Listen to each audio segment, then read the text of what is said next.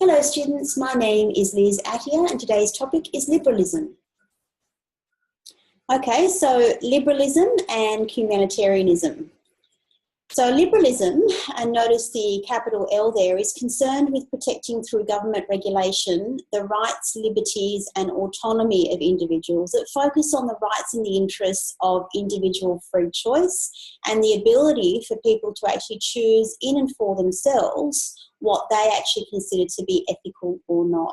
So it focuses on the rights of the individual in particular circumstances. It grew out of the notion of human rights that emerged following modernity.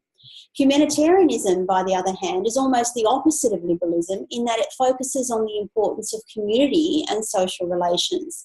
So this idea of our interconnectedness and our interdependence on one another.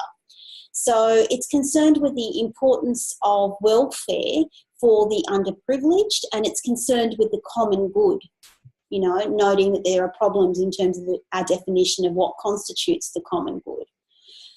So going back to our case in point with respect to FGM, how might liberalists respond to FGM? Well, as you'd appreciate, liberalists would probably argue that each individual has the right to accept or reject FGM, and the state really has no role to interfere by banning the procedure. It's up to the individuals themselves to make a decision as to what they consider to be ethical or not, irrespective of or notwithstanding state control and intervention. Now, clearly you might say, well, hang on, this idea of free choice and free will, how free is it? Is there coercion there? Is it obligatory? Are there other influences impacting on the individual? But irrespective of that, or putting that on the side for the moment, that's what liberalists would actually argue. Communitarianism, on the other hand, how would that actually see FGM? Well, they might argue that the practices of FGM are either good or bad, for the common good of the cultures who practice them, and it depends on the perspective in terms of deciding the common good, whether the community as a whole would actually benefit from the practice of FGM. But clearly that assumes a homogenous understanding or group.